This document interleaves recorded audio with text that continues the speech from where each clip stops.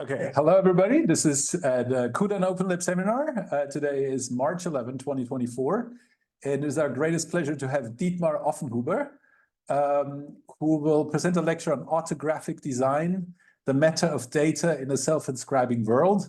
Dietmar is a professor for design at Northeastern University, which after becoming the center of network science, where I had the privilege to do my postdoc, has also become an eminent center in computer science, an eminent center in digital humanities, and now I'm without a doubt sure also a world center for design, and not only in Boston but sprawling all over the world.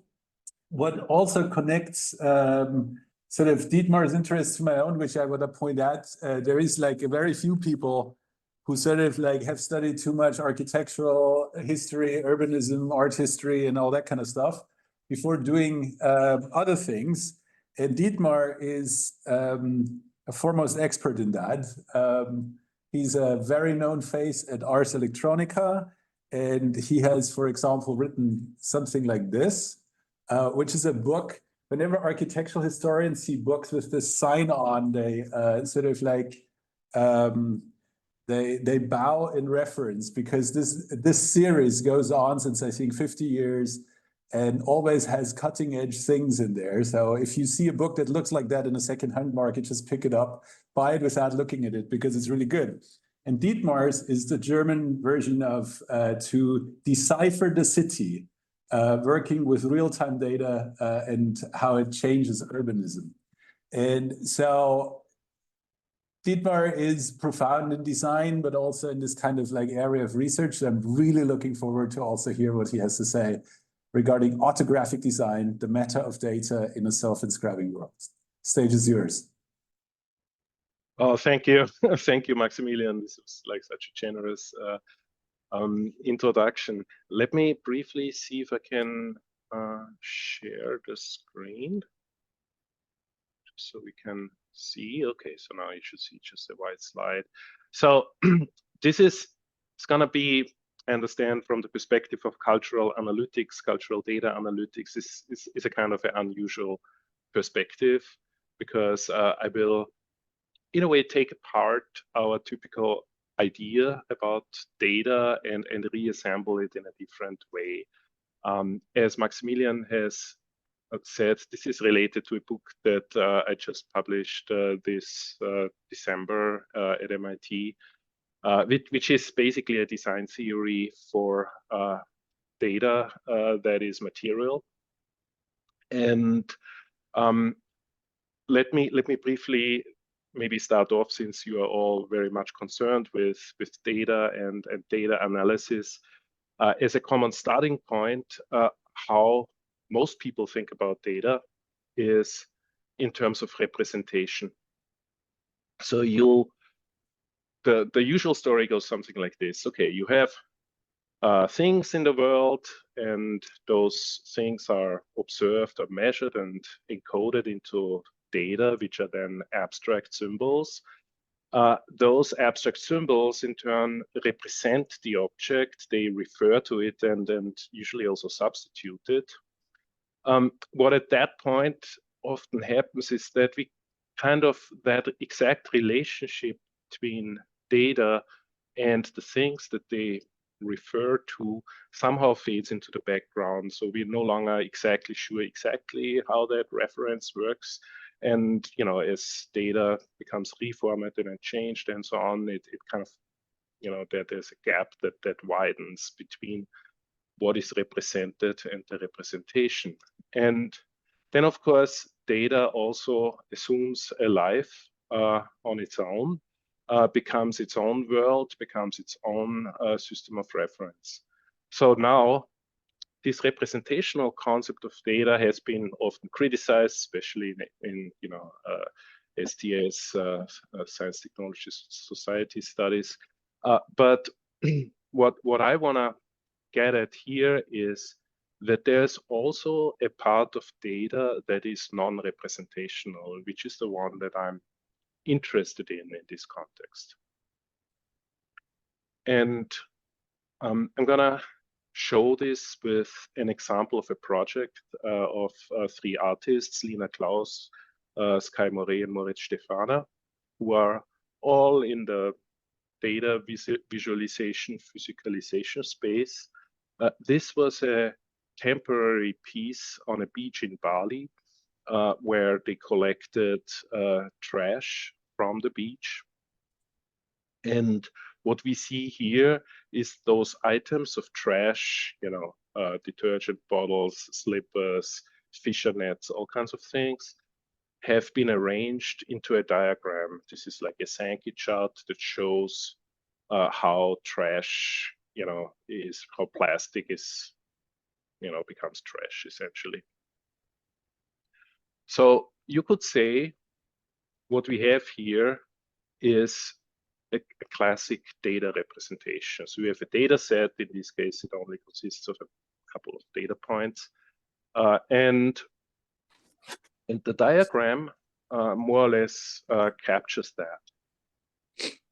But then this representation also has parts that are non-representational. So if we look at those objects that make up this representation, you know, the slippers that were collected from the beach and here shown in various stages of decay, you could say, that's my argument, is that you can describe those also as material data. And I don't mean the image or the pixel values, but the actual objects.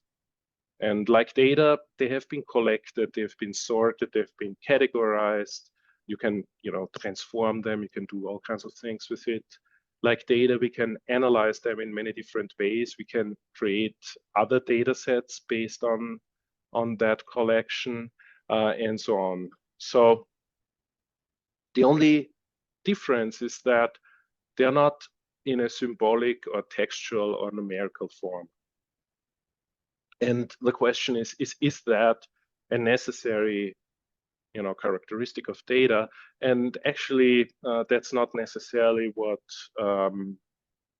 everyone, I mean, there's not necessarily an agreement about this. In the most general definition, a datum is just a difference in the world.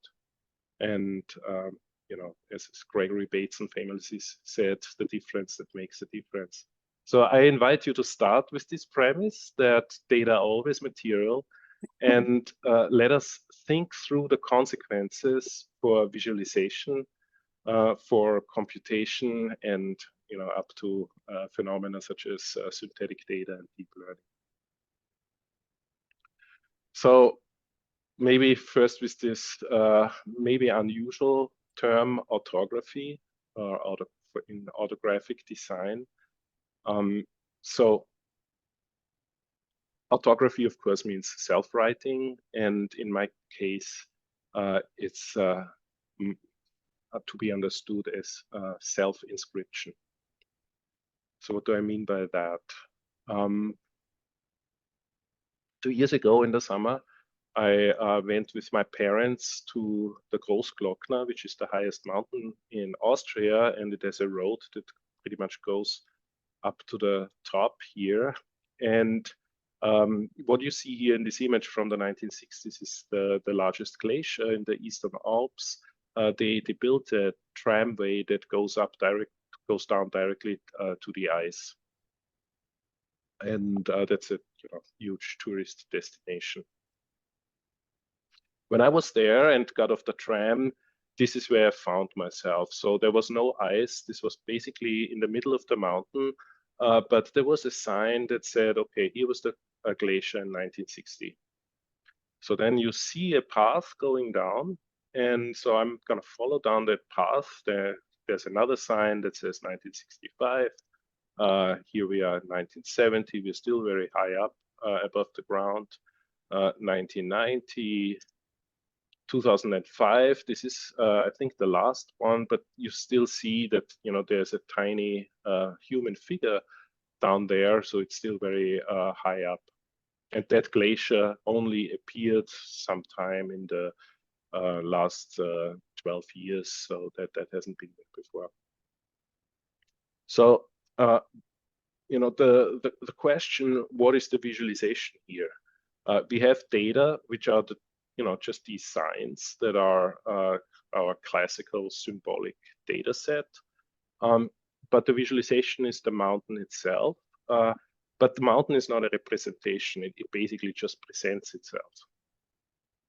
And what's interesting here is if you look at what happens between the signs and the mountain, we see that we start looking at the mountain with different eyes. So maybe we start looking for those lines and traces in the mountain that give us some indication of where the ice once ended, similar to how the shoreline of an empty reservoir is still visible. So we start looking at the environment in different way. And in that way, the absence of the glacier becomes the visualization itself. And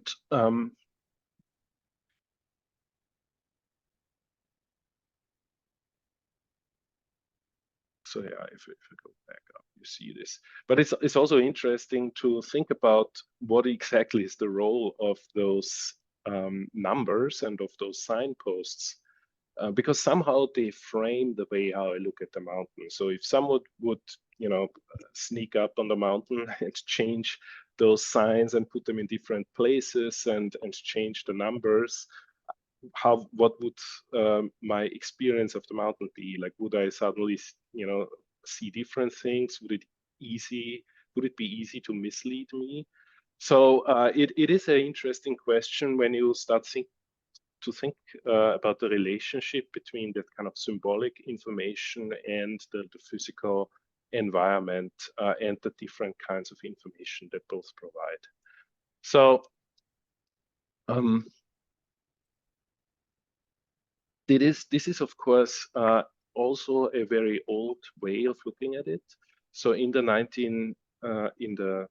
mid 19th century, this idea that everything around us inscribes itself was a very strong notion. This is a quote from Ralph Waldo Emerson, a romantic writer from the 19th century, who in a way summarizes autography by saying, like, nature will be reported, all things are engaged in writing their history, the planet of Babel goes attended by its shadow, and so on.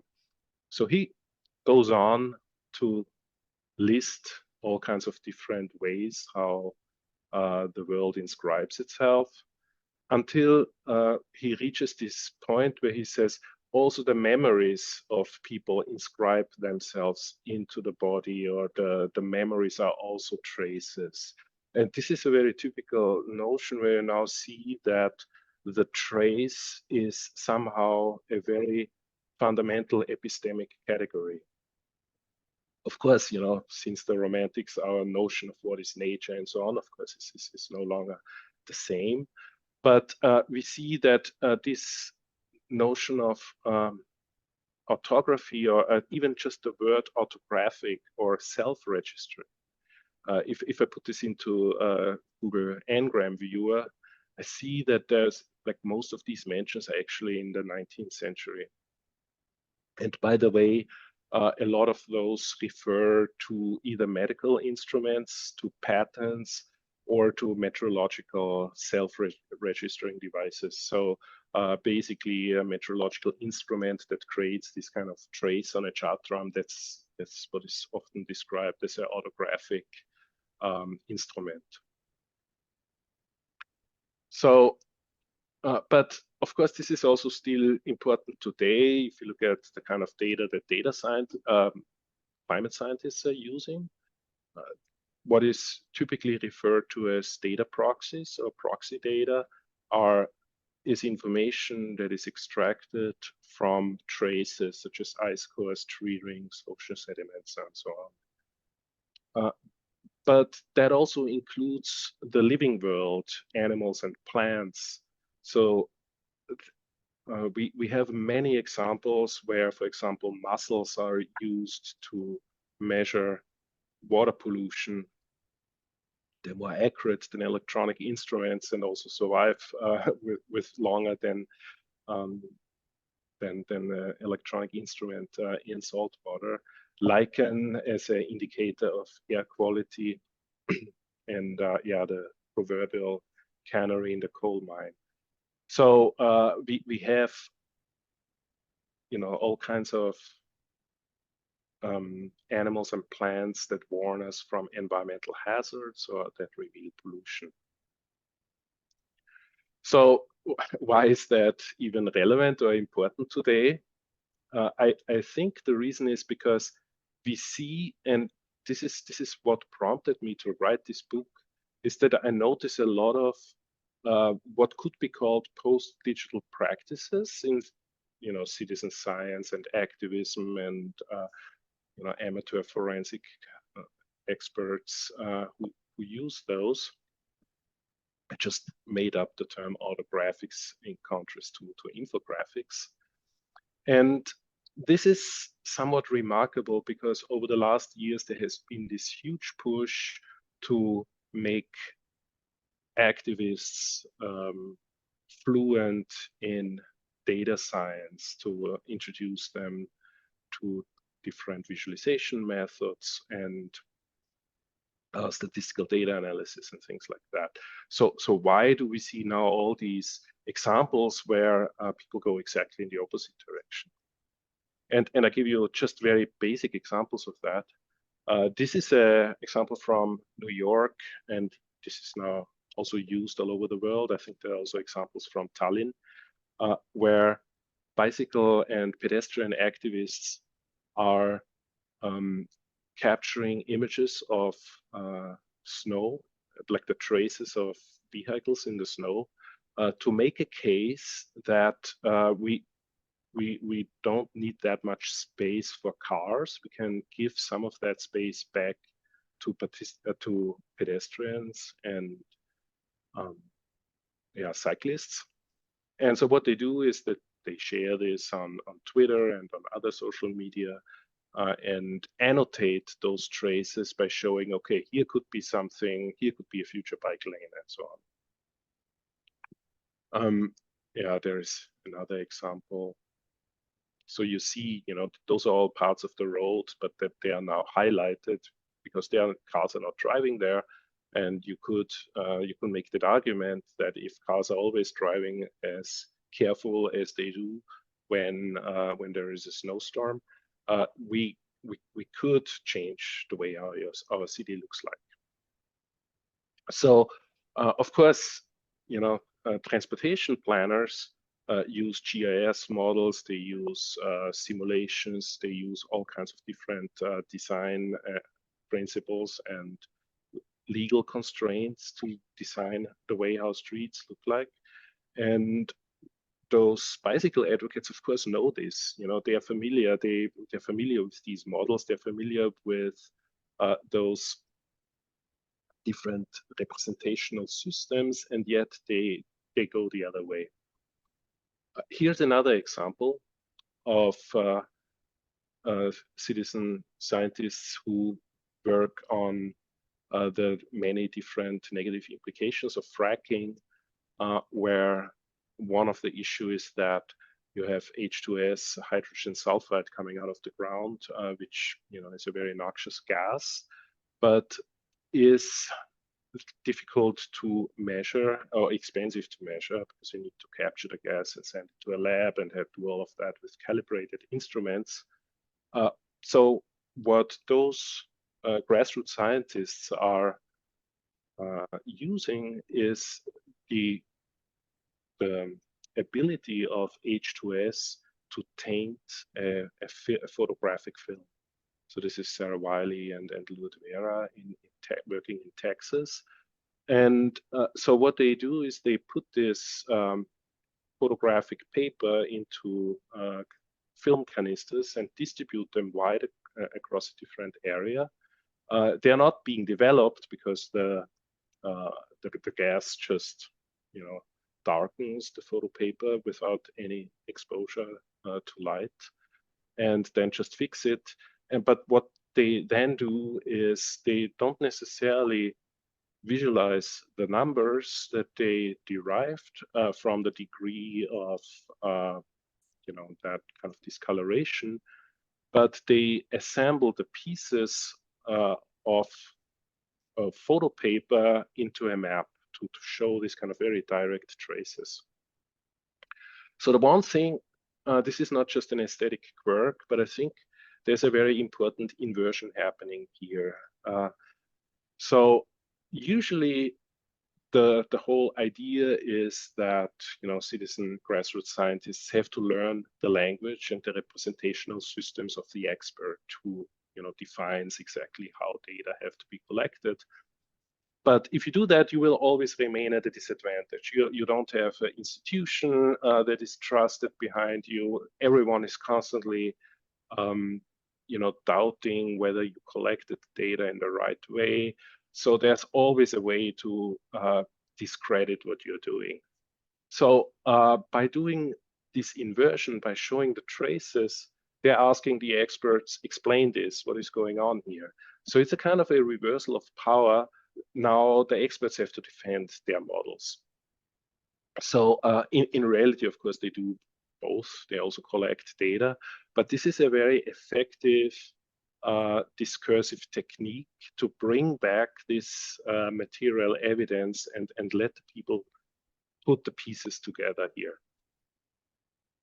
So this is all the more important because in most public controversies right now, if you talk about climate change or disinformation or environmental pollution, it's most of the time not even about the interpretation of data, because the disagreement already starts with the data origin, how data were collected and so on. So visualization cannot really help us that much because visualization can help us to interpret the data set. So what do we do? This is where the model of autographic design starts. So data visualization can only begin once we have a data set.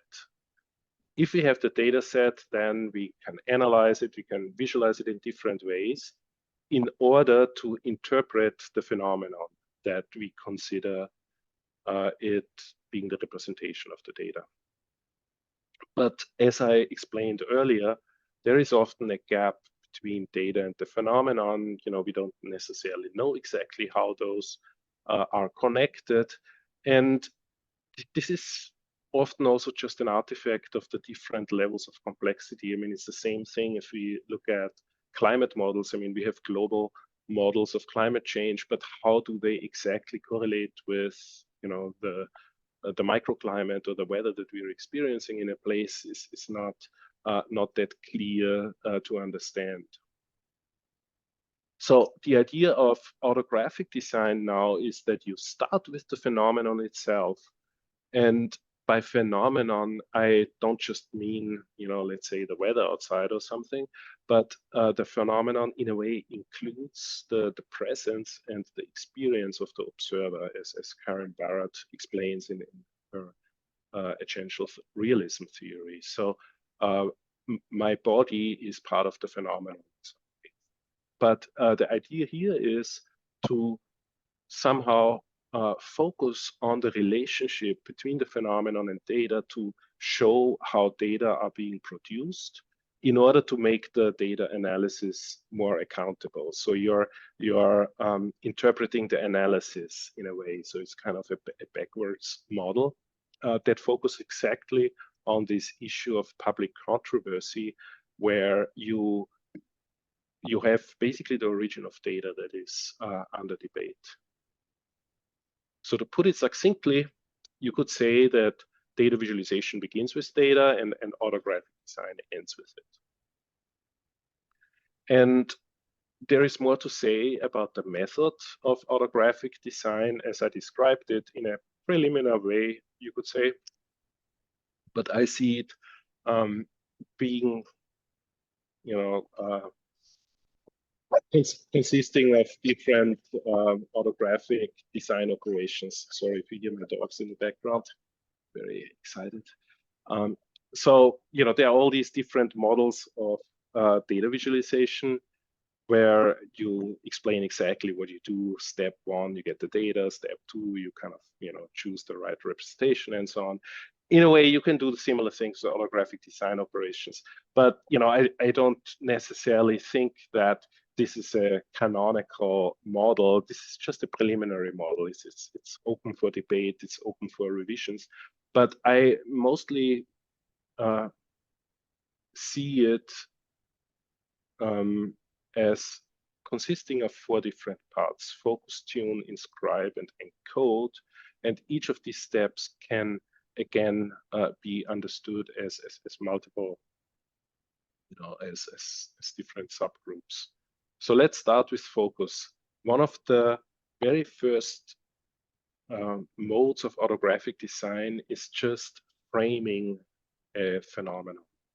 So if you look at the historical cyanometer, that is basically just a color scale that measures the blueness of the sky from the 18th century, here used by 2 Swiss artists, Hemmer and Keller.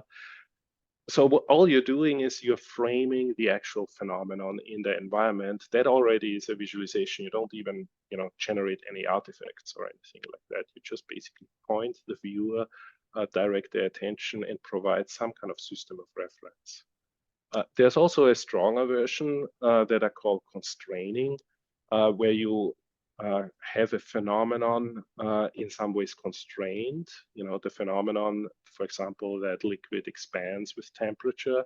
So you can constrain it in a way by putting it into this tube, and then you have a thermometer. And that constraints make it legible.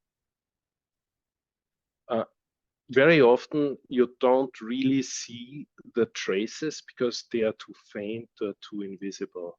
So a lot of the traces, like tree rings or ice, glacial ice and so on, are aggregations over time. So one autographic strategy is to aggregate material. This is a air pollution monitor. This is from Stuttgart. This is called a kind of gravimetric analysis. You're collecting the dust in the filter, and then basically just put that filter on a scale to weigh how heavy the dust is, and this is how you measure how much dust there is. So you aggregate this. There's also the inverse of separating. This is soil chromatography used by organic farmers who put a piece of soil into a filter paper, dip it in water, and then the components of soil are carried by the water as it's taken up by the filter paper, and that gives you some indication of how it's composed of organic and inorganic components. There are, of course, all kinds of different chromatography methods. When you might be also familiar with the DNA analysis, Southern blots, and similar examples. Now we are talking about phenomena that are not visible or not sensory in nature, but they interact with other things, and those other things then are visible. So you have to couple them with other visible phenomena, which could be described as tracer substances. So you can put some, water dye into the water. Fluorescein is one of these very powerful powders that is environmentally unproblematic, but creates a very strong fluorescing effect. So it's possible to show how the currents in water move. They also use this for groundwater studies. So you're coupling 2 different phenomena. And importantly, you're also creating permanent traces. You're registering traces. And there are many, many different ways to do this. This is also an evolution of a very old scientific instrument, the Campbell-Stokes sunshine recorder, where you have this glass lens that focus the sunlight and burns a trace into this paper on the back. And that is used to count or measure the time of sunlight during a day.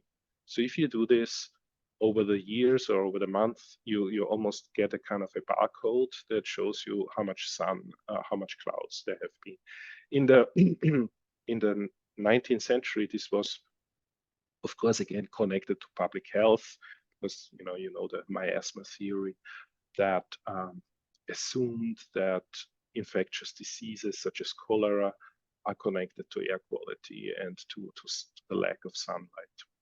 So this is where also these instruments came from. As a last step, now we are talking about the moment where those traces become data, where you start to interpret them. And this can either happen by annotating them, such as the accident reconstructionists who annotate the skid marks on the road after an accident to help their interpretation, or where you have some kind of data scale that helps you interpret to turn it into numerical values, like these kind of test strips that tell me how much ozone at a particular coloration was detected and was present. So those are these 8 autographic design operations. I guess there are more, but this is a essential for me way to think about it. In order to develop this, I also did some art projects myself. Those were not really meant to be big artworks for exhibitions and so on. They were more like experiments. So the first one was a project where I focused on dust pollution in Stuttgart in Germany. The second one is focusing on ozone pollution, and both are autographic methods.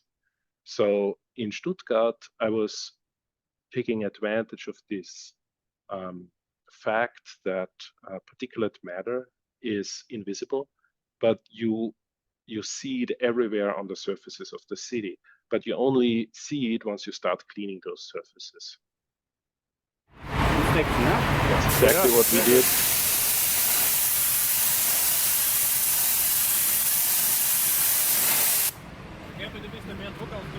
Yeah, this is a very satisfying activity to create those what's called reverse graffiti, these stencils. They also have a sensor network of citizen scientists who measure air pollution, but that basically just gives you a single number without any context.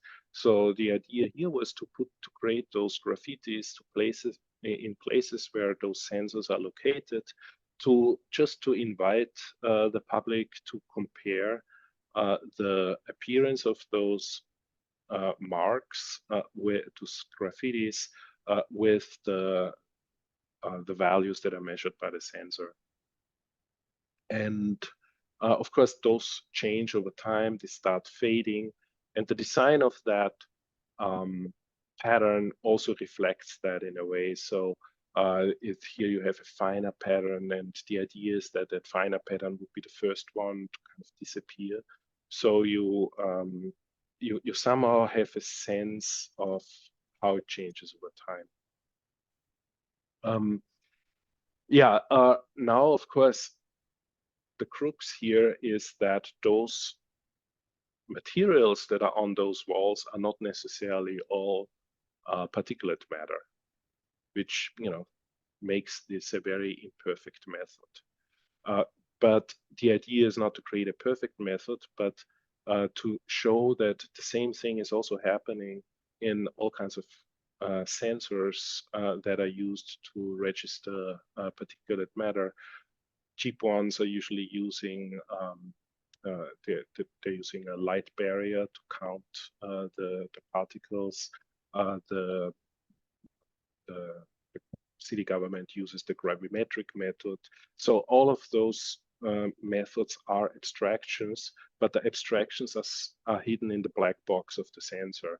and therefore this is not really part of the discussion. The point here is that by having those out in the open and visible and making them experiential, you can then start thinking about the what shortcomings and the opportunities of those kind of trace making processes. Same idea with ozone tattoo. So here, this was how I initially imagined it, to create a tattoo on the plant that gives you, again, similar to something like a legend on a map.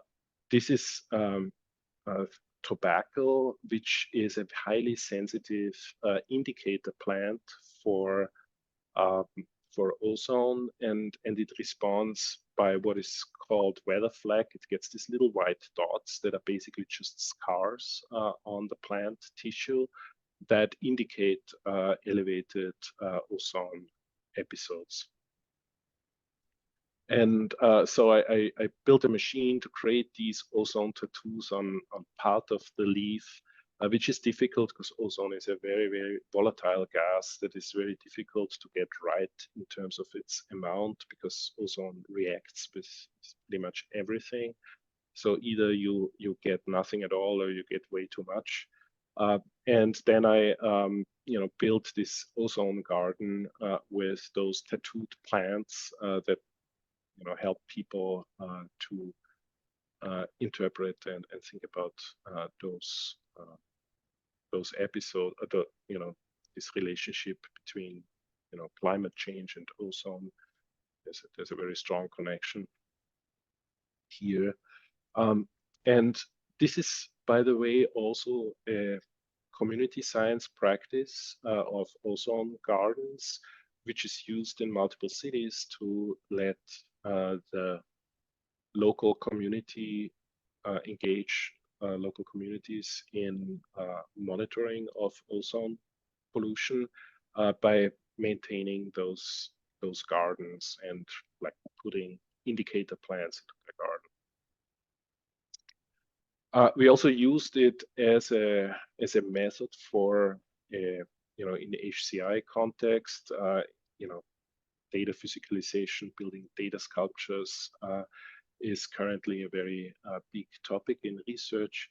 But what is not really understood is how people actually touch those, if they're allowed to touch it. So we developed a method where we use the invisible tracer powder that becomes visible under UV light in order to capture the traces of touch that people leave on the surface, and figure out how does this relate to the way how they make sense of this data representation. So there are also many relationships and implications for contemporary theory. So there's a whole body of literature emerging under the label of elemental media, based on this idea that the physicality of the air, of the water, of the environment has implications for sense making, for meaning, for information. And there was a COVID project that I worked on with curator Daria Pakomenko, who is, was basically one of the only persons in Russia who was a kind of independent, who was an independent art curator, and so she got this space in the new Tretyakov Gallery in Moscow to make it an exhibition. So we created an exhibition called New Elements, Analog Computing and the Environment, that was a great exhibition. You notice, the end date, February 27, 22, which is also the date of the Russian invasion of Ukraine. which was also basically the end of the exhibition, and a lot of the people who worked on the show got arrested because they protested against the war. And Laboratoria, unfortunately, doesn't exist anymore. You know, everyone is outside of Russia at the point. But you know, at the time, you know, there was very interesting scene in Russia who was very interested in those kind of environmental aspects and alternative modes of computation. And there is one project that is, again, you know, beautiful in its absolute simplicity, by a Finnish artist, Tuula Nerinen, who is very interested in historical scientific methods of trace making. This is an actual historical method to analyze the morphology of rain. So she has these slides that are just covered with soot, just with a match box that she used in the exhibition. And you put those out in the rain, and you see the raindrops, and then those are kind of magnified. So there are a lot of like really interesting connections to this physicality of historical scientific methods, and this is also being picked up in theory. This is a recent article, Autographic Theory of the Climate Emergency, by Lucas Liverchan and Paul Heinecker. Jussi Parikka edited the volume. He's also working in this area of environmental media and elemental media. So I think there's a kind of interesting connection there as well. Now let's talk about computation. So the idea is that these traces and modes of trace making are not just material forms of data, but we can also compute, we can also create, you know, we can also calculate with those traces. And the classic example is the wind tunnel. Here is a wind tunnel that was built by the group of artists in Switzerland, Florian Dombois. And the wind tunnel was described by John van Neumann as an analog computer, and an analog computer that is used to calculate turbulence, which was, of course, for them very important to develop the atomic bomb. And the only difference between a digital computer and an analog computer is that the analog computer doesn't take any time to calculate. It just gives you the result right away. However, you have to measure it. So that is the big difference. A digital computer gives you a result. You get a bunch of numbers, but you know, those in the case of turbulence are very you know, a result of a very complex set of equations and calculations, while that part is effortless in an analog computer. And I bring this up also because the wind tunnel shows us that traces are not just something objective that exists out there in nature, but in order to build a wind tunnel, you have to understand the math behind it, between Navier-Stokes differential equations and so on. You have to you know, the ideas and the engineering, all of those kinds of knowledge inscribe themselves into the traces, into the physicality of the installation. So you can't say you're just kind of discovering traces in the environment, but you know, your ideas and your ideologies and everything is somehow baked into this system. And this is also visible in another beautiful artwork by Ebru Kurbak and So Kano, where they built a yarn recorder, which is like an audio recorder that uses yarn instead of magnetic tape. which, as it turned out, was also the original patent and the original invention of the magnetic recorder, and was never really implemented that way. But the idea was to use yarn and lace it with steel powder and things like that in order to be able to record audio. And this raises questions about the gendered aspects of technology. This is something that Ebro is very much interested in, like, because textiles and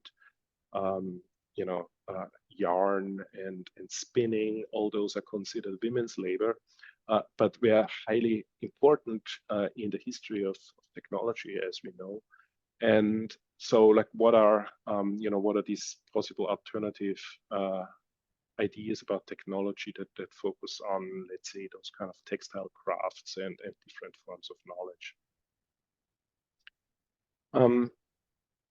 Last point, latency. Now we're getting into the connection between autographic data and digital data.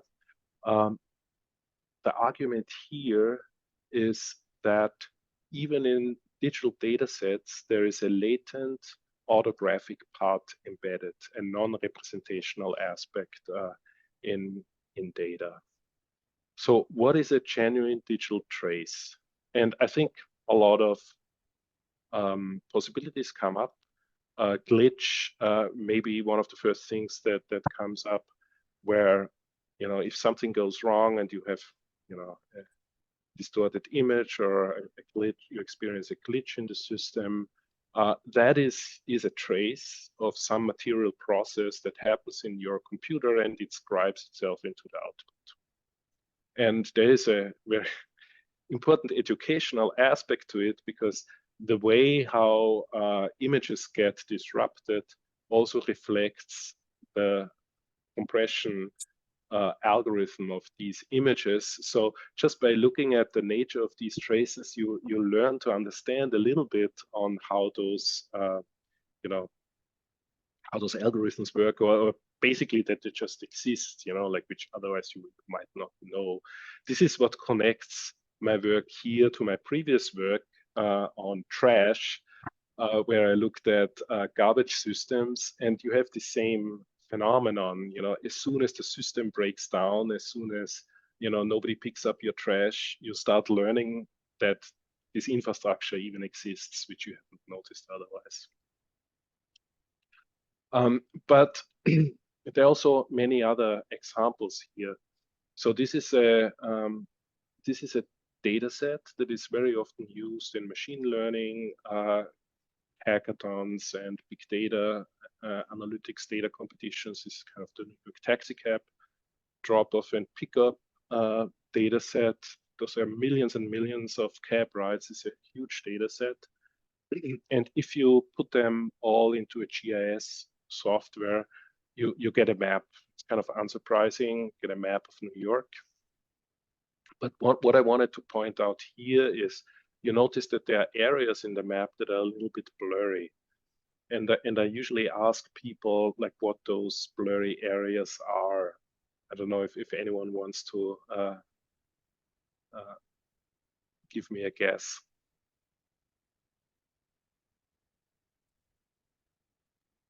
Super high activity. Yeah, I mean, there's definitely more activity going on here. And the reason why they are so blurry here is because you have very tall buildings. So the tall buildings interfere with the GPS of the taxi cabs. So in a normal data analysis approach, you would exclude all the inaccurate data. So you get a more accurate result. But in an autographic approach, you focus on that aspect that here we have kind of a material process of data generation that somehow inscribed itself into the data set. And if we compare it, with an image, this is a visualization of building heights in Manhattan.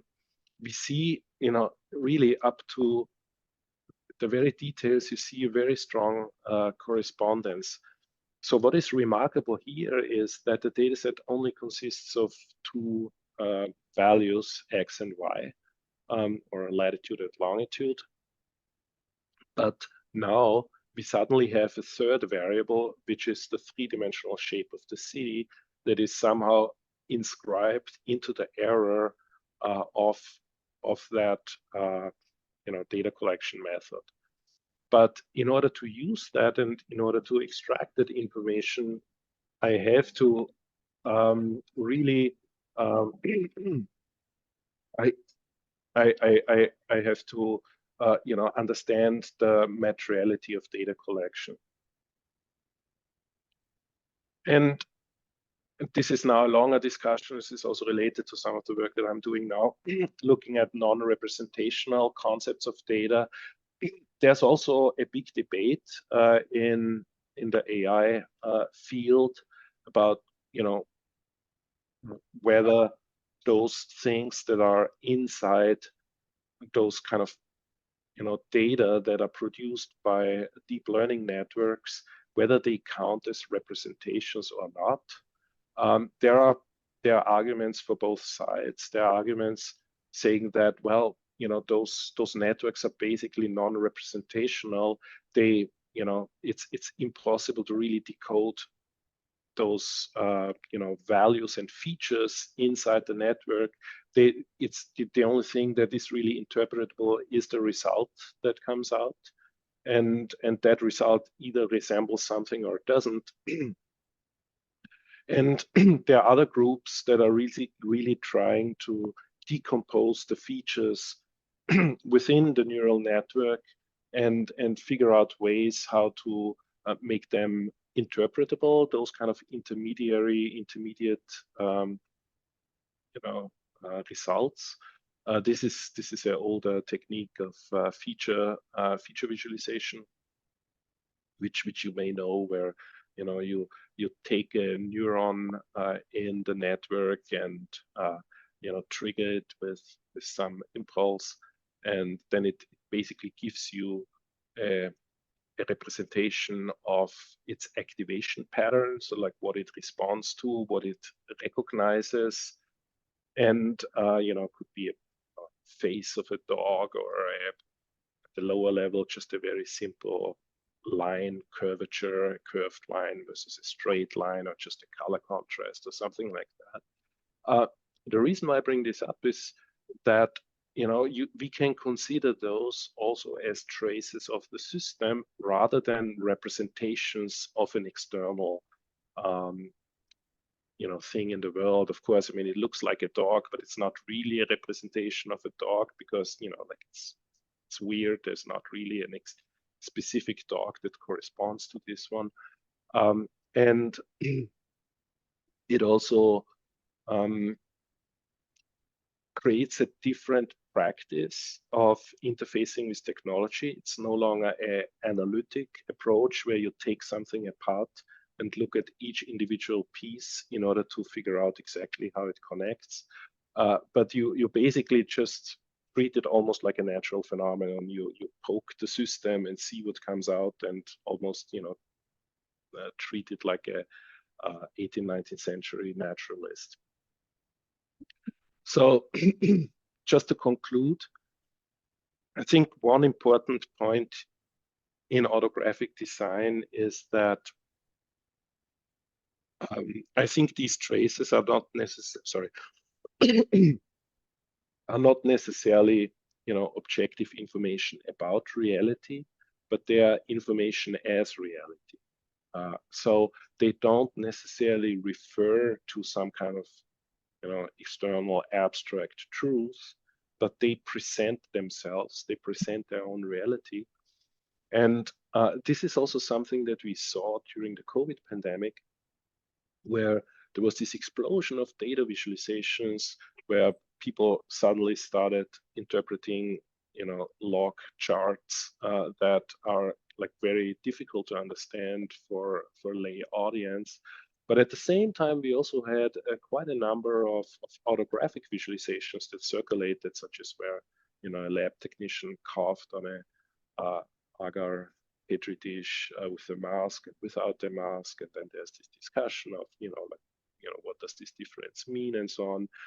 None of these visualizations completely resolved the controversy, but at least it grounded these controversies in a material phenomenon, and that somehow I think is a very interesting and important aspect. So I want to stop here and open it up for discussion. Thank you very much. Thank you. Yeah, thank you very much. So yeah, there's a lot of stuff to start out from. I hope there's questions from the audience, and I don't know if there's no hands up that are urgent. Let me just start with something. So one thing which we can tie this to is obviously this sort of dichotomy of sciences, this observe, which is also very 19th century, and yes. sciences that walk in with a hypothesis, then sort of build an experiment and model and so on, right? And things that have a model in terms of data, like you walk in with a category system, like 12 tones, then an octave is a doubling and like all that kind of stuff. Or you walk in and you say, oh, I just observe what kind of sounds exist, and then you figure out your 12 tones don't fit it. At 53 don't either. And there's much more going on. And so in that sense, this sort of trace thing is sort of something which there is some fields for which this is new, in a sense, and you could argue somehow you're arguing design is one of these fields. Otherwise, there is also fields for whom this is the foundation. Like in archaeology, we do this all the time. Like, this is the reason we can do archaeology, is because everything is autographic in a sense, and this becomes very much our reality. And dealing with these kind of traces often is our friend. Like, it's not like as in glitches where this is like the undesired thing. Actually, we're hopeful there is a lot of traces that nobody thought of because they're really hard to fake. So whenever you want to know if a sculpture is fake or not, like look at traces that nobody even cared about before, and then see if there is something that you can only find there. So that is a really, I think, a nice paradigm. And I welcome people in the audience to even question it totally. For those people who don't come from this world, I'm coming from this kind of world. So for me, this seems very natural. Or let's poke holes in it. Mar. Thank you very much for this presentation. So rich and so interesting. Yeah, I don't know how to start. Sorry? Yeah, sorry. Well, I like it a lot, the last part where you talk about also the neural networks and this like treat as a natural phenomenon. Actually, we did a work where we actually did 2 data sets of a view of one island, like how it's called, we did not Tenerife, we did Tenerife? Of Lanzarote. Lanzarote is one volcanic island, and we did the tourist view and the local view, and actually the results are obvious. The local view, the pictures that they take, they actually converge into the landscape, rather than the tourist view. It is a lot of glitch and a lot of artifacts, because there is so variety of different views that are collected. That basically that's what you kind of make a non-representation, like this representation of a place by 2 different views, and you can represent this when you actually train the neural network in 2 different data sets that they represent a same place by 2 different views, and then you can see. And we created two audiovisual pieces, but actually in one you see a landscape, and the other you see like I don't know, a variety of things that appear. But I mean, the random walks both, but I think that in a way is I mean, several of our works align. It could align very well on this autographic, because we also had done a lot of like presentation of data, and yeah, it's a very good framework what you're bringing. As I still didn't have time to look at your book, but definitely I should do it now after your great presentation, because it definitely makes a lot of sense. And yeah, I'm ready to explore in deep, because it seems very interesting. I mean, in artistic research, there's a lot of autobiographic people now. I mean, but is many people from scientific world, they kind of like critique heavily on this way. But you said something that I make it a note, and I think is interesting, is this, that the when you were saying about the height of the buildings in Manhattan, and that the people will just clean up the data, no, and it will just get out of resolution. For me, this resonated for artists and designers getting more dimensions of materiality. Yeah. That that computer science will just like get out, and then actually even claim the artist, like kind of critique the artist why they don't do these steps on their method, that do not clean the data, and that this is not scientific, and blah blah blah. But it's just another way of looking the world, as you described it very well. And I think that this is that looks at different dimensions that maybe science is not that use, or they will not take it because it doesn't fit in their method. And yeah, I think that it is very interesting to understand this thing, because as you could also explain when you were talking about the sensors of pollution, there are a lot of these black boxes that we take for granted that they work, but that they might not work in many cases, as there is some data that and literature that talks about these kind of things, that sometimes might not work, and also even that some companies will maybe to feature their sensors in certain ways that maybe is not reliable in reliable in certain things. Yeah, thank you, Mar. I mean, for these all these comments. Yeah, absolutely. I mean, I was 2 weeks ago at a Radcliffe seminar about climate sounds, so where you had scientists who used sounds to study the climate. And you know, there are these kind of two directions. On the one hand, artistic researchers try to become more scientific and said, "Oh, we need a peer-reviewed journal for this kind of stuff." But then when I talk to the scientists, they have this desire to also work, you know, much more in artistic ways. You know, they're really interested in, you know, being much more playful and more sensory focused, and, you know, not only being driven by whatever NSF call and peer reviewers want to see. So I think also the scientific community has a certain, you know, desire for those kind of very direct interventions. And I, of course, I agree with Maximilian about, you know, there are some disciplines where this is all completely normal. And one of the motivations why I did this is why I'm in the, you know, data visualization community. And at some point, I got just very frustrated by this very schematic understandings of visualization, where you say, okay, visualization is always about a mapping of data to some, you know, visual forms, and there's always a code book, and it's always this kind of systematic thing.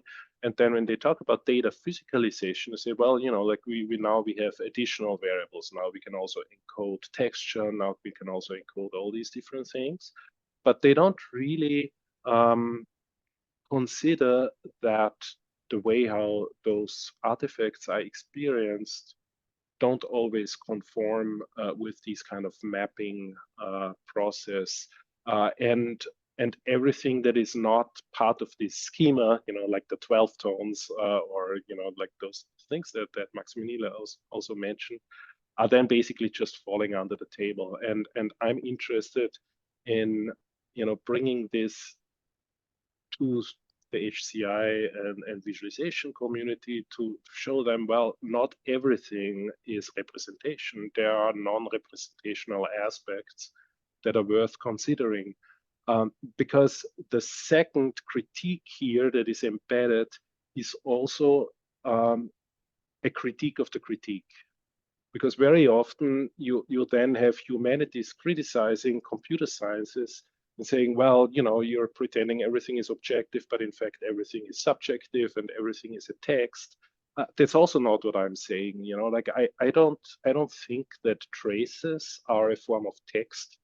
I think the traces are kind of a different thing, and I also don't think that subjectivity with its centeredness on the human mind and on human interpretation is the right way to think about it. And archaeology is a very good example, because in archaeology there are all these, you know, interesting discussions of affordances that, you know, like what an object, you know, rather than kind of going back to, you know, cultural theories and figuring out what that object might have been, figuring out like what can it do, what can you do with this thing by just, you know, experimenting with it.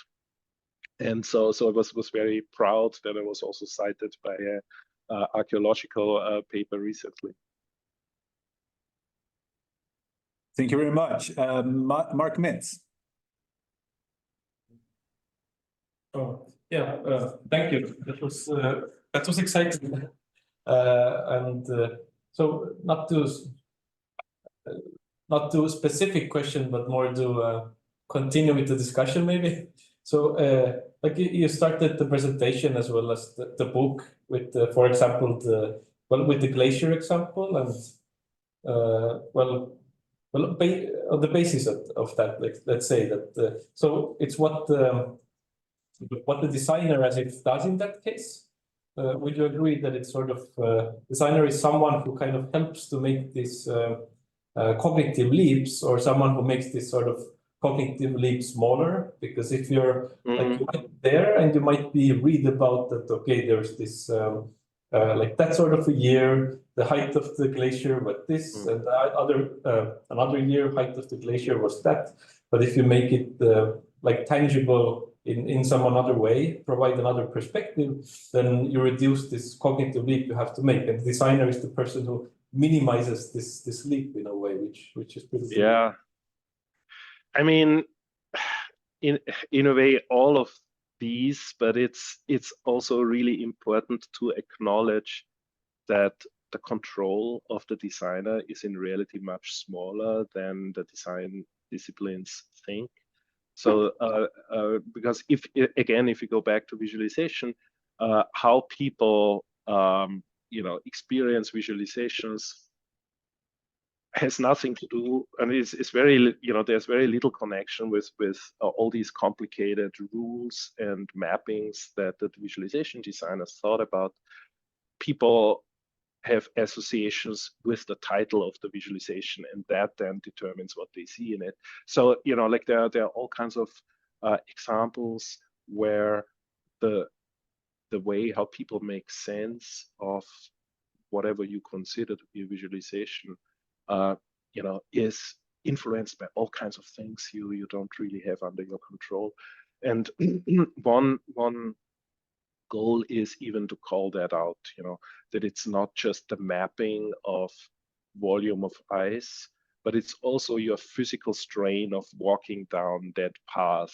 You know, like you have to walk further every single year because the ice is receding and the path gets longer every year. So there are all these very bodily aspects to it that become part of the visualization that are ignored usually in that framework, but that I think are important. And the you know, one of the main points of visualization, and this is something that Jacques Bertin said in the 50s or 60s, I don't know, that encodings are monosemic, that they only encode a single meaning, and that basically is the foundation of the whole visualization discipline.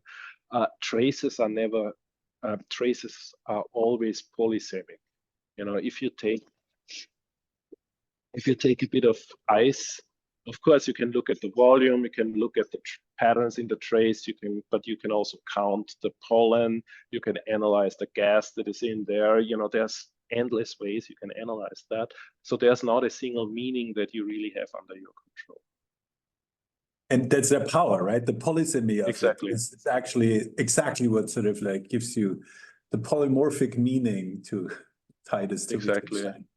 Awesome. But also, what's kind of taking place is kind of the designer looking for a appropriate metaphor to get the meaning across, whilst like keeping the, let's say, controlling the other variables in there. So it's like, you know, you're in the same environment where the glacier was, for example, but to try to find this metaphor or this changing of time or some sort of this big change, like, okay, you're not gonna sit there for millions of years, or okay, not in that case, decades, right?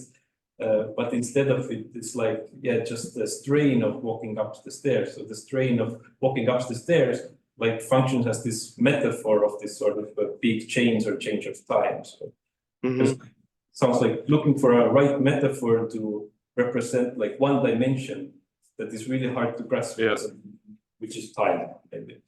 I think the best metaphors are metaphors that are also literal in a way. So if they don't just stay rhetorical devices, but if the metaphor is actually the thing you're talking about, and I think this is where autographic design becomes very powerful.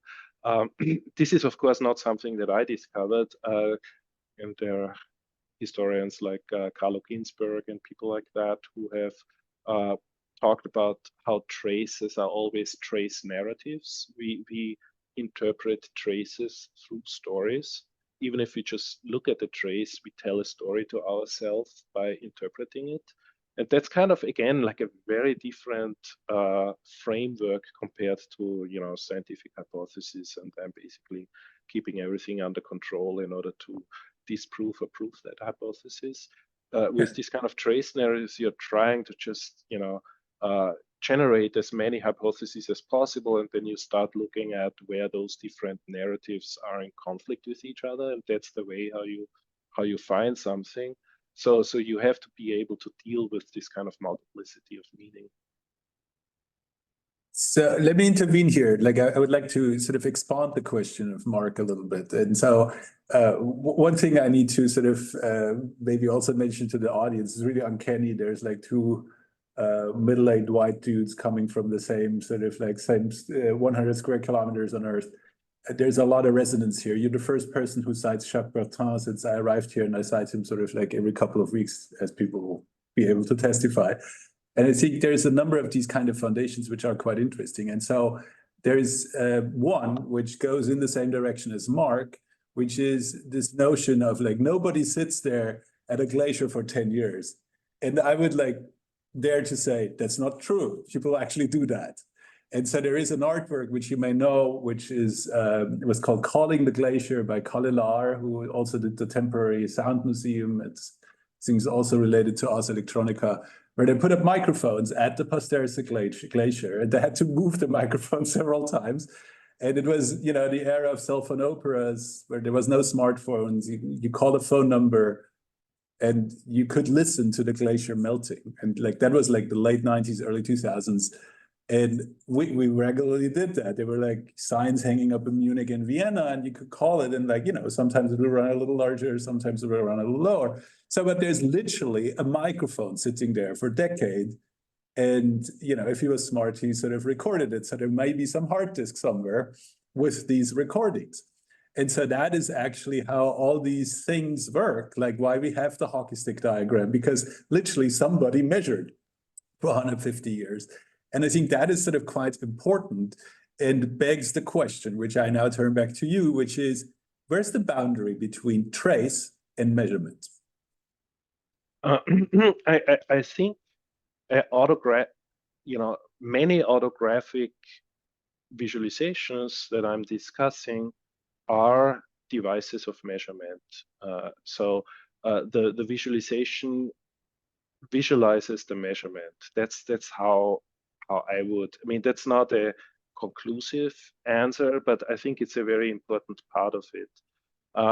Of course, the role of the measurement may be different, because I agree, nobody sits on the glacier for 10 years, but you know, there are also other ways how you know, life practice, life experience, let's say, you know, the farmer who you know, senses that you know, weather is changing because the sound of the dry grass is changing a little bit. I mean, you know, it's important not to get too romantic about these traces. It's very you know, easy to misunderstand that. But I think I think at the core, looking at measurement as a visualization is what was the starting point for me. And this is just this. There's a wonderful book by a Italian historian who's a medievalist who looks at the history of measurement and talked about those, you know, measures of the cubit that are like in the wall of the cathedral and that kind of thing, where you have kind of a negative cut, which indicates, okay, there's an abstract measurement that is, you know, eternal, like Euclidean geometry, how they put it, but at the same time, it has this material embodiment of the measure that can be tampered with, that requires some material practices to, you know, perform the measurement, that involves some physical labor, that has some kind of social structures that are connected to it, like who is doing the measurement and so on, who is enforcing it. So there is this, you know, I feel like sometimes, especially in the HCI discourse, or in the HCI maybe not so much, but I think definitely still a little bit in the data visualization discourse, that kind of material side of measurement is getting lost. And then you have the measurement just as an abstract, you know, concept, which then is critiqued from the humanities, but it's also not, you know, it's a partial idea of what measurement entails. And the idea of autographic design is really to kind of bring that kind of material back to the measurement, which is of course also something that a lot of the, you know, feminist scholars, Catherine Hales, you know, Joanna Drucker, and all of these people have done that, Karen Barrett. Mar, thank you. You partially talk when I was like, I formulated my question to, and you were talking to Mark. I was thinking that one thing that I see in some of these works is actually the embodiment, and you mentioned, because well, I will mention another of my works that I had. I have an obsession of metronomes that at the same time is a measuring device of time, very precise. And we did one that is 5 meters, 0.4, actually installed permanently in one sculpture park in Estonia. And it translates wind into ring. And while we were doing this, I had to bring my cousin into the equation to design it, because the physicality, like basically we had a thing that it was made of metal and weight, I don't know, not a ton, but when you put weight, a ton. But as my cousin said, like the planes fly. And if you design, as we did at the beginning, the blades very efficient, it will fly. And then we kind of designed for stars to do sound when it's 15 kilometers per hour, and design that at 60, 70 kilometers per hour is still okay.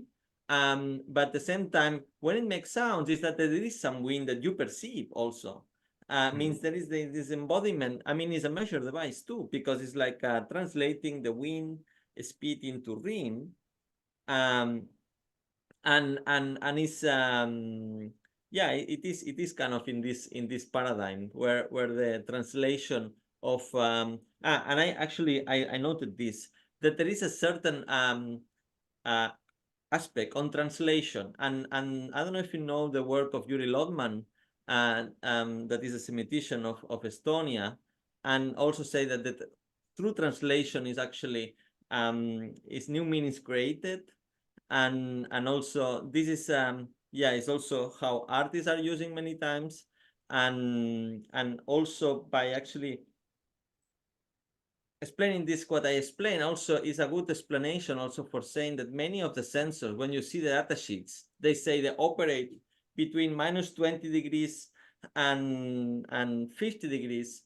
Being Estonia, actually, this is actually very problematic, because I don't know if you know that 1 or 2 weeks a year, it goes -30, and many of electronic devices are not designed for -30. Like in extreme weathers, and Estonia is in the negative side. Yeah, means this kind of things, you kind of realize it when you start to be in Estonia, that many of the electronics are not designed for kind of these weathers.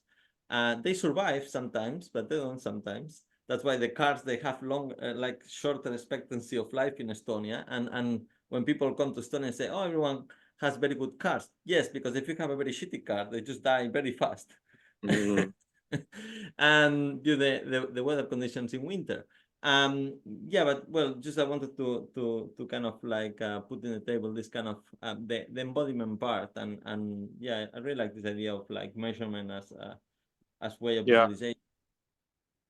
Yeah, it's so difficult to bring the appropriate nuance into these arguments. Like at least that was the difficulty for me with the book, because when you're trying to talk about non-linguistic ideas about meaning, you know, if you look at actual language and if you look at translation, as you explained, you know, there are also a lot of material aspects connected to this. You know, like it's not just an abstract system. The embodiment also plays a role there, and yeah, I totally agree. So please excuse me if I'm taking this in a direction which may be too philosophical, but so there is this Max Planck in the 1920s and 30s. He did a number of radio broadcasts, and one of them he talks about his perspective on the difference between religion and science. And so he says religious people assume God sort of like defines the structure of the world, and then sort of they try to find the structure in the world or make this world to have that kind of structure, which is sort of snarkily reminding of people who have research hypotheses and try to sort of like experimentally find that. While he said, actually, the scientist needs to be fearless, looking at the world and, you know, sort of like counting in the possibility that there is no structure. Or, you know, in the end, you may be lucky, and at the end, you may even find God, but it's at the end. So in some sense, this trace game that you're playing here is like that. Like you know, basically, and this is sort of something that Max Planck also recognizes, the world has never disappointed the physicists so far. There is structure. So it's not like arbitrary and like boring or whatever. But there is this kind of things that are beyond what we can imagine. And so in some sense, this is what it's all about. And there it becomes really, really, really crucial. Like, let me give you one example, and I'm really happy you brought this up. Like analog computation, particularly in fluid dynamics and aerodynamics, is a really, really good example, because there is these two competing theories. One is sort of Eulerian fluid mechanics, and the other one is Lagrangian. One of them uses equations like Navier-Stokes equations and so on, which are famously not solved. And then on the other hand, you have people who just take pictures. I mean, they literally actually do like what you have just shown, not as an art project, but they take pictures. This is the reason we have PTO tubes on airplanes. And that's the reason airplanes stay in the air. And actually, like, let me give you an anecdote. I was sitting in an airplane. There was a circus-like thunderstorm around Washington, D.C., and we had to fly in a really large Lufthansa airplane and go in and out like several times, like 12 times into the storm, out of the storm, into the storm, out of the storm, because we couldn't get paid. And it turned out the guy sitting beside me was a professor for fluid dynamics, and he was becoming supremely uneasy. And I was like, what's up? And he said, like, you know, I'm a professor for fluid dynamics and I don't want to be part of the experiment. Okay. So okay. And then obviously we had a 7-hour talk all the way to Frankfurt. And so the interesting thing was, he says, like, there's like still this kind of like spat between like what you can compute and what's actually going on in the atmosphere. And so this is exactly this point, right? So it's not only a design thing, it's not only a sort of artsy thing, it's actually going to the basis of science. If you really want to find out something really novel about the world, we need to look at it. And we need to sort of like question our own assumptions and actually look at the polysemy of these traces to find ways how we can look at the world in a monosemic way to actually create understanding. So both are needed. And in some sense, I have the feeling, at least in the last 25 years, for me, it was like that. It was always just observation. Okay, so this is I think this is a really interesting thing. So in the humanities, if you haven't read, I don't know, Bourdieu or Latour or whatever, you were just observing because you didn't have a theory. In science, you were just observing because you didn't have some kind of experimental sort of approach to the world. Well, I constantly think, and it's only getting worse, I think we just have to stare more. I mean, we need more observation because whatever we come up with is not enough because we have not permutated through all the ways how we can stare at the world. And so now here's the question is like, do you see a way back from where you say, okay, this trace thing is not quite measurement, but like, can we make this systematic? Can we build instruments? Because a lot of the things you cite are art projects right now, similar to Bell Laboratories has artists as residents, but they're not doing science. While in the 1960s, the artists were the engineers. I mean, they were literally the artists who were the engineers and the engineers who were the artists. And the same is true for the 19th century.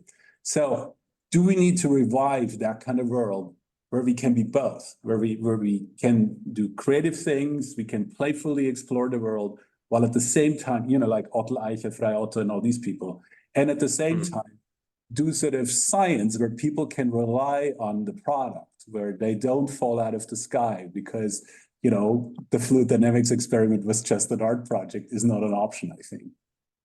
Yeah, there are quite a few questions here. I mean, the first one is the idea of, the models, religion versus science, where you say, okay, the religion has an abstract model that is not to be questioned.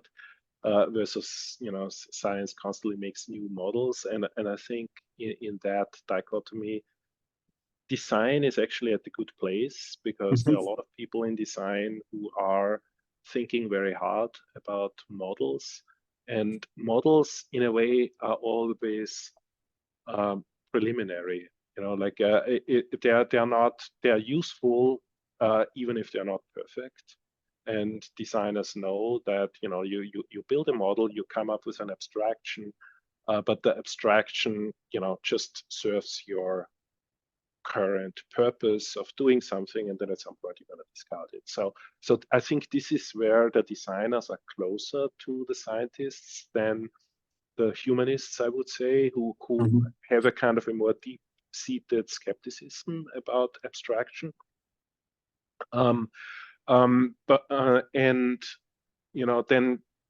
with the fluid dynamics and the science, I mean, I don't have a science background, but like what physicists tell me, that there's always this constant back and forth within physics between experimentalists and theorists. So, like right now we are apparently at the point where the theorists are a little bit stuck while the experimentalists are making more progress. In the 20s, it was the opposite. The theorists had a lot of traction, and the experimentalists, were a little bit stuck. So I think it's always going back and forth in a way where you understand that at some point theory and experiment are kind of reinforcing and supporting each other. Like short extension of the question. So one of our board members who also gave the second most watched talk, probably now, this doesn't add, Julio Tino and Bruce Mao, actually the designer, they wrote this book about the nexus of art, science, and technology, where they actually argue that the design process is the crucial thing that connects art and science. And so I think this is tying back into something that, where you say, my workflow pipeline is tentative. I think this is a really important statement, which, looks much more harmless than it actually is, because like I taught a lot of different people, like in computer animation, meaning film, in game design, in humanists who write a book, and people who do experiments, whatever. The pipeline is pretty much set. While in art and in multidisciplinary science, it's literally the research design is typically feeding into figure one. So we need to actually sort of come up with a way how we do this. Like when Mar explains a new artwork to me, he sort of like typically explains to me a sequence of things that happen and what goes into why does it happen in that sequence. In the same way, a brain scientist needs to explain, okay, here we slice the brain and then we put it through this and then we put fluorescent on it and then we do this and then we do that. And in the end, we have these and that numbers. And so, or these and that matrices. And so this is sort of something which I think is really important, that this design process of like how to make sense of traces is not something where people, I'm not sure if you would agree with me, if they read your book, they shouldn't religiously follow exactly that kind of process. But that is actually where sort of most of the work in a seminar, for example, would happen, is to actually figure out like, how can we actually deal with the traces? And it will look different for different people, basically. Yeah, exactly. So like I'm coming from, my PhD is in urban planning, and like one very influential urban planner was Kevin Lynch, who created this theory of, cognitive maps, where he came up with this system in the 50s and 60s of, districts and landmarks and, all these kind of different, 5 different signs that you can use to describe how people imagine and experience their surroundings. And this has been hugely successful. People use it all the time. They talk about landmarks and things like that. When shortly before his death, he wrote an article where he said that this was extremely unsuccessful because people are now using this model that using it almost like a unquestioned religion, that this is how our mind works, and it makes urban designers look like scientists if they're able to kind of deploy this new symbolic language and show a kind of a different representation of how we experience the city and use that as a planning tool. So this kind of scientism that comes into that. And he said all he wanted was that urban planners listen to people, how they experience space. So his goal with this system was to come up with something that entices urban planners to actually talk to residents and collect information about how they experience space, rather than coming up with a new mathematics of cognitive experience. So I think this is a very important part here, because it's also connected to one of the big strengths about data, and coming back to cultural analytics here briefly. The great thing about data is that you have a data set and that was collected in some original context, and then it can transcend that context. So, in the 50s, they by accident discovered, some military guys in the US, that their spy satellites could pick up the night images of the cities. And those satellite images of cities at night with all the lights and illumination is now used in pretty much every global data set. By economists, use it to measure economic output and all of that stuff. So this is an example where data transcends its original context and is useful in some different context. And nobody talks about the light anymore once you have that global data set. So but that is at the same time a problem, because then the map becomes the territory, and the data set assumes its own reality. So autographic design is a little bit the weight on that pulls it back down to the physical reality for purposes of accountability. To make clear this is one of these aspects I'm thinking about. Yeah, this is sort of like where we need to go beyond representation in a sort of like categorical sense, right? Where you typically try to have this sort of one-to-one or one-to-n relationships. And this map, I think, is a really good example because there's brightly lighted areas on Earth, like the Alberta oil sands, where there's nobody living. So there is no city, even though if you look at all the map, you would say, oh, I know this place, I know that place, I know this place. These are all cities. And then you would assume sort of like central Canada is like a very urbanized place, which it is not. And if nobody tells you that this is not the case.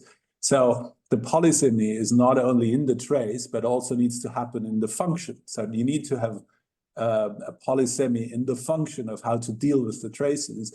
And that means an urbanist gets to look at that. But at some point, it obviously is worthwhile to have somebody in the room who knows that there is a lot of oil sands and sort of petrochemical activity where they burn off extra gas. And so that's the reason it's lighted up.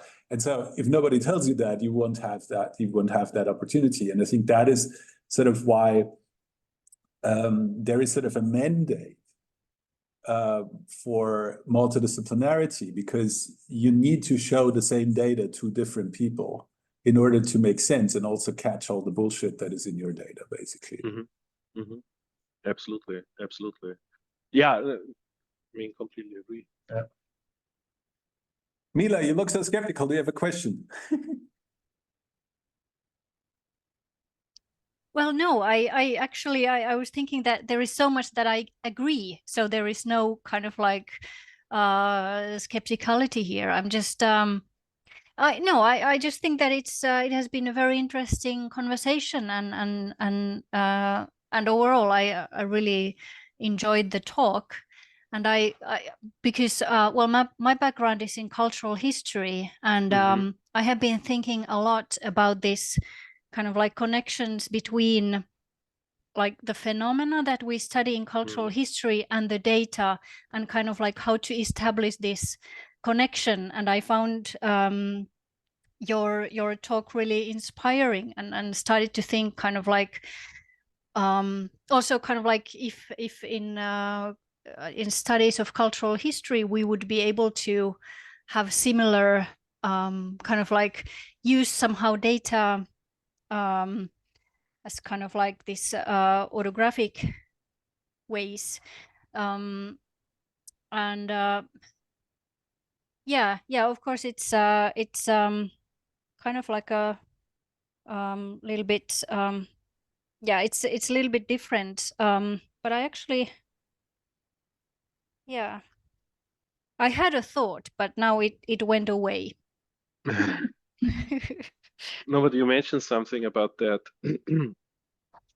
Maybe it's related to the question of data proxies that are extremely important in digital humanities and cultural history.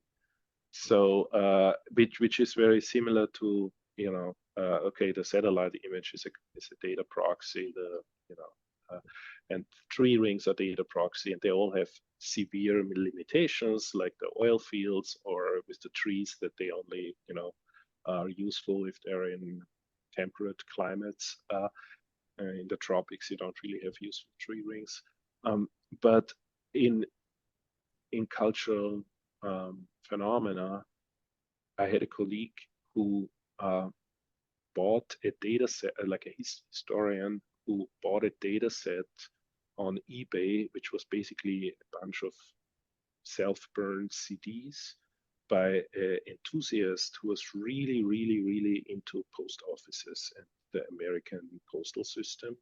So he made a huge data set of the date when every single post office in the US was established and when it was closed.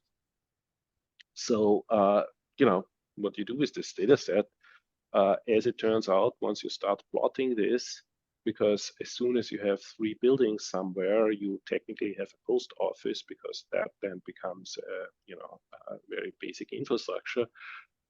You see the entire history of the American colonization of the West, the genocide on the Native Americans. All of that is reflected in that data set. So it's a data proxy that captures some aspects, communication by mail or newspapers and things like that, maybe not others. But it is a trace. It has a kind of an autographic aspect to it, even though it was just put in by someone who had no thought or interest about who knows, maybe. But it's definitely, there's a kind of a translation or transcendence of the data set. Totally, and I actually think that in many historical data sets, there are these autographic elements in them, because if we talk about like digitized data, so there are different kinds of like temporal layers of human activities there. There is kind of like somebody wrote a document, somebody typed it, somebody decided to store a specific document and discard another. And then there are these decisions to archive. How do we actually organize them, and what do we digitize? How do we put the metadata in? And so there are all these kinds of like different layers that can be somehow teased out also when doing the data analysis. So kind of like I have been doing with my collaborators here some work on Soviet newsreels, where we did some experiments and did some calculations, and in the end we just realized that, okay, so these interesting measurements that we got actually showed who kind of like where the digitizers were more active, kind of like typing in the metadata, and where they were not. So it, of course, it didn't tell actually about the newsreels, but it's also interesting thing that we can learn from this digitization process, for instance. Yeah. Exactly. So that is a very important autographic aspect, is that each measurement also captures things that you were not intending to measure. And so in that sense, it also captures the process of measurement itself. If you have, I did a lot of work with these kind of citizen complaints to the city and emergency calls in urban context. And you have people who type in those calls and transcribe them, and their typos are also traces. You see who put in which call transcript, so you have those traces in, even if it's just ASCII data in the database. Smilan is smiling. I'm supremely fascinated, like Mars with metronomes. I'm supremely fascinated with recording devices such as oscilloscopes. And there was a moment when you went from the analog oscilloscope to the digital one, or if actually analog ones that would also display digital numbers somewhere on screen. But here's the interesting thing: you need time for the trace, like the point of light, to actually write the number. So whenever you write the number, you don't look at the signal, right? So actually you write that thing and whatever. And then there's also cheaper oscilloscopes have so-called dual trace. And so you trace one and then you trace a second. So you take two signals, but actually it's one beam that actually traces the signals. And obviously you must miss something in between. And this kind of stuff is sort of like going all the way to the LHC at CERN, where they throw away most of the data because they simply have no time to store it. There's like literally no hard disk in the network that can actually pipe the data fast enough down to the storage medium. So now this is sort of really interesting, because what Mila is talking about in the newsreels, and like my favorite example is like, if you want to do a record collection of the music of the world, good luck with what all the stuff, with the few things that were actually published since the 1950s. So it's a huge selection, and there's a lot of stuff that has been left out. So it's really close to impossible to really get a picture of what happened in world music. And so how do we actually deal with that? I think one of the interesting things is that everything we look at is an incomplete trace. And it's a trace, so it's polysemic, so it's also rich. You can get all the information out that is in this kind of thing, but you need to be aware that the great majority of things you have no idea about. Absolutely. And that goes, if you think about training machine learning models, like we feed the machine with these incomplete traces of our own culture. And then we wonder why what comes out is sort of like misaligned and bullshit and racist. Of course it is, because we were racist the last 100 years. That's like what's going on. Yeah. Right? And so that is sort of something where I think we need to turn it around. And you do sort of in your book and in your method, where we say instead of like going for completeness, we know for a fact that our trace is incomplete, and we take that as an advantage to actually deal with that. And in art, people do this regularly. Like glitch art is like a thing, and like it's way more rich than any sort of like perfect portrait. You can't sell a perfect regular portrait done in pencil, but if it has some interesting glitches where you actually learn something about the pencil, then you may actually be able to still sell that. So that is, I think, a really, really important thing. So, yeah. No, exactly. I mean, from the perspective of autographic design, the representativeness of the data is not the biggest problem, because it's all, as you say, it's never representative. It never captures everything. It's always partial. It always misses the majority. But at the same time, the trace always captures more than you think. And there was in the 60s, 70s, there was a group of sociologists who developed this theory, what they call non-intrusive,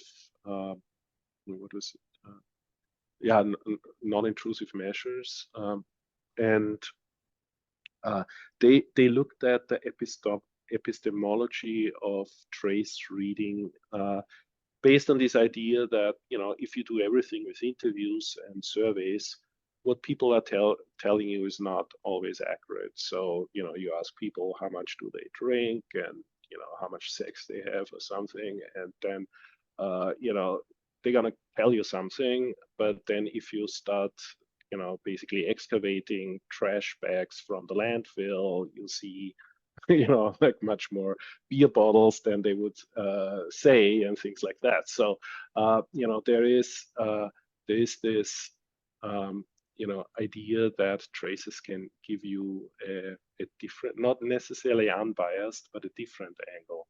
And I think autographic design is all about the multiplicity of perspectives, and not so much about finding the one true thing, because everything is biased, but bias is also not necessarily always a big problem, because not everything needs to be compared to an objective standard. Like in a way, if you complain about the bias of something, you are in a way implicitly reinforcing an imaginary objective standard that exists, which in some cases makes sense when you say, okay, we know there's a population, and like in demographics, okay, you can assume that there's some kind of objective standard of how the population looks like, and then bless you, and how the data captures that or doesn't capture that, and you say, okay, this is not representative. This makes a lot of sense.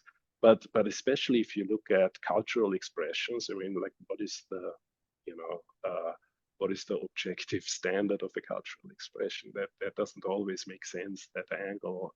But the idea that if you work with traces, you just try to take as many different viewpoints and many different perspectives as possible, and try to triangulate. So it's kind of a very comparative approach, I would say. Thank you very much for finally saying the word triangulate. I wrote it down. But it's something which like archaeologists do all the time, right? This is exactly the power of not having a null model and having many, many different things that tell you many, many different things, where you can actually put a date in some places. And like Mila can probably confirm this as a historian, you do the same way.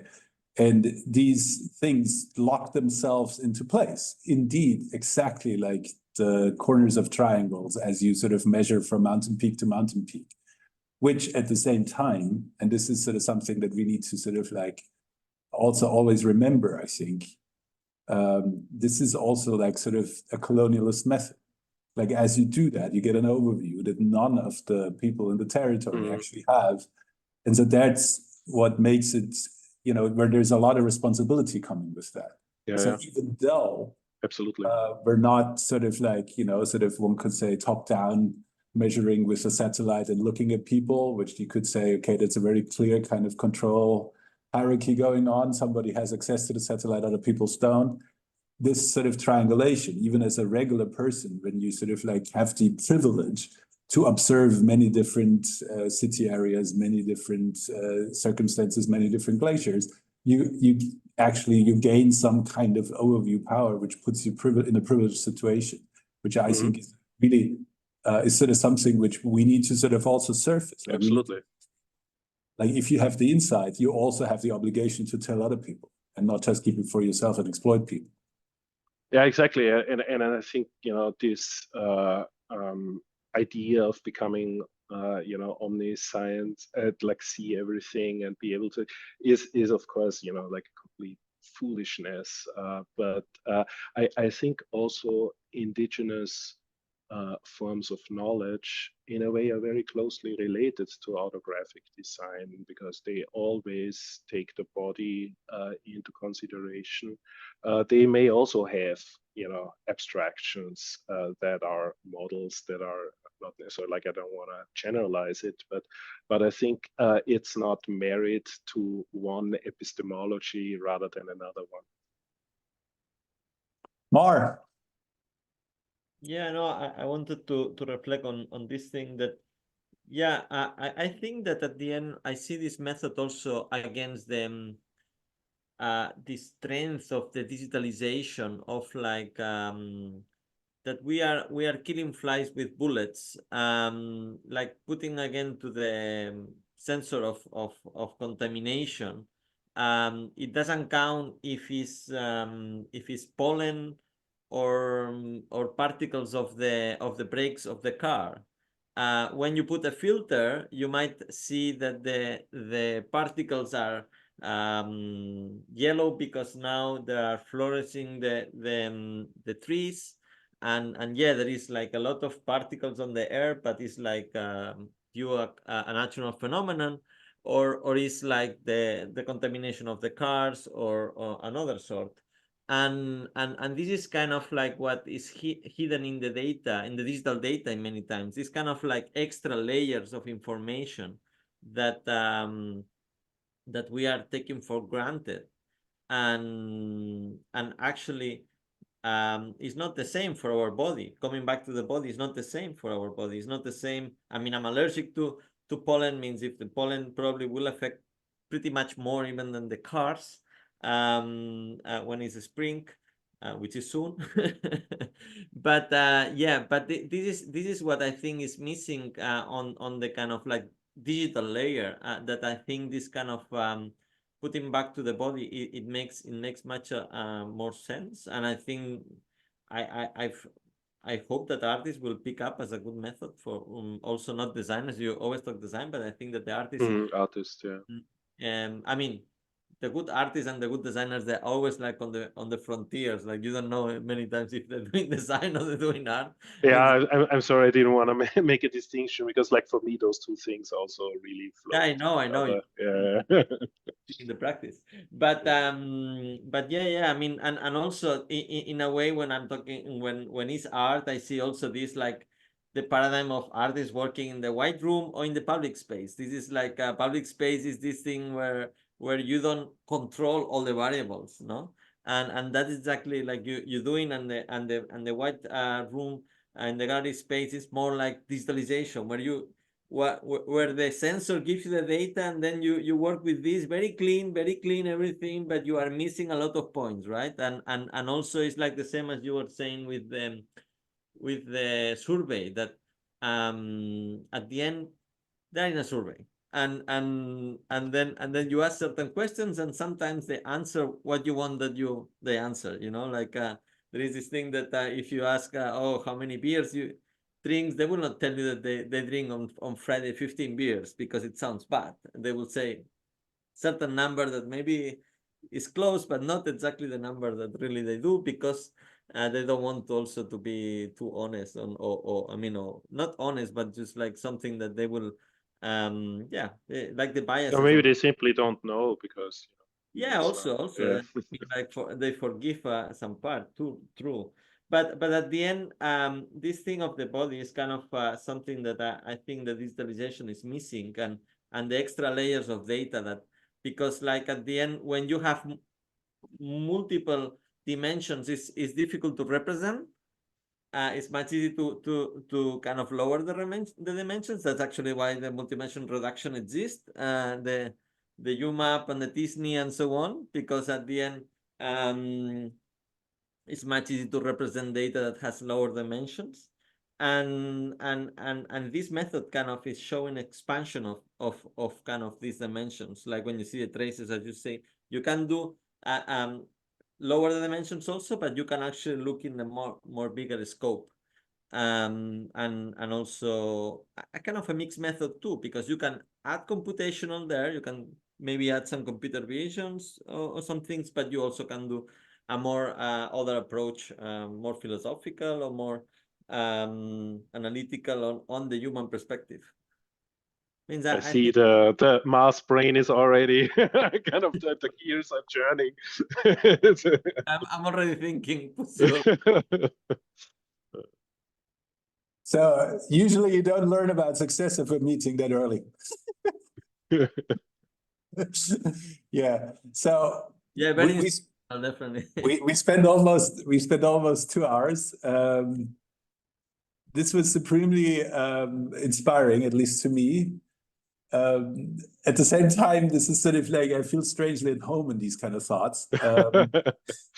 So this is sort of something where, like anybody who is not enthused by it, but is maybe enthused by whatever the product of what some of us are doing, for those who feel at home at this, like this is sort of some of the secret sauce. Like look at traces, take them seriously in all their detail, but also sometimes quantify.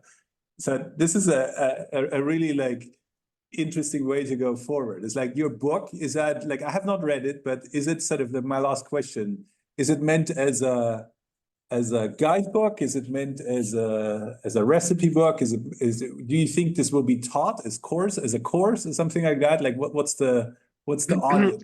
I mean, I think the introduction chapter is very long and very dense, because it's exactly intended to really, work as a reading to bring in this different perspective. And really, I mean, the intention is really to use that material perspective not as a way to, colonial expansion of knowledge, but rather as a material form of critique, where you just basically can add a different angle to something, and then you just shift your perspective a little bit on the what I call the walled garden of symbolic representation, because you can do everything, but you cannot go outside of what the symbolic system allows you to do. And I think that like looking over the wall is in a way what I thought that visualization people, but also others would benefit from. But yeah, I mean, it is the book more or less traces it from the beginning of this very simple ways to just collect traces in the environment to these more complex ideas of material computation and kind of non-representational phenomena in digital space. Thank you very much. Thanks, everyone. Next week, for the rest of the audience in the internet also, next week we will have David Kinney, who is from the psychology department of Yale University. He was an Omidyar fellow. But the week after. Yeah, wait, yeah, exactly. So this is like what I was, sorry, not next week, but in 2 weeks. Next week, there won't be an Open Lab seminar. In 2 weeks, there will be an Open Lab seminar. David Kinney, formerly Santa Fe Institute, now Yale University, causal history. So we go in a slightly different direction, but similarly related to cultural complexity and so on. So this is something which we will now slightly leave our urban focus, which we had in 3 lectures in the last 5 weeks, I think, which is great. So yeah, thank you very much, Dietmar, and we look forward to see more of your work and meet you soon. Thank you very much. Thanks, everyone. Thank you. Thanks for inviting me. Thank you.